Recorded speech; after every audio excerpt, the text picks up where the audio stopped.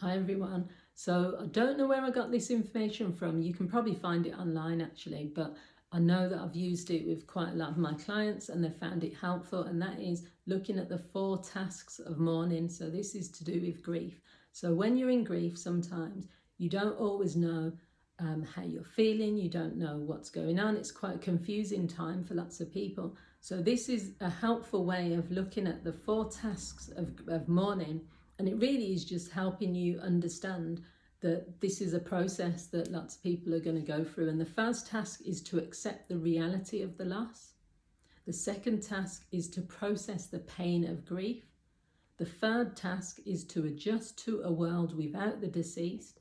And the final task is to find an enduring connection with the deceased in the midst of embarking on a new life. So there's different ways you can do all of these things. I'm going to make the longer video on my YouTube channel, but really accepting the reality of the loss is just getting to that point where you're no longer in denial, where you're not,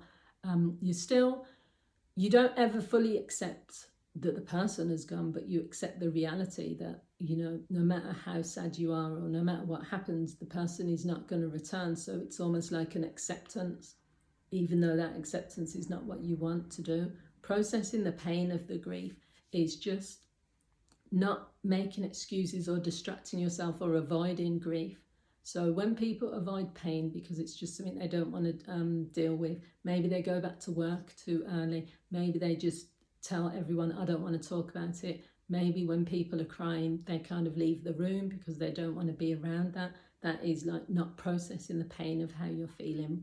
Adjusting to a world without the person could mean anything from doing activities that you normally would do with that person, but you're doing them by yourself. Certain people will say, I can't do that because this person isn't with me anymore, or I don't think I should go on that holiday, or I don't think I should do that thing because they're not here.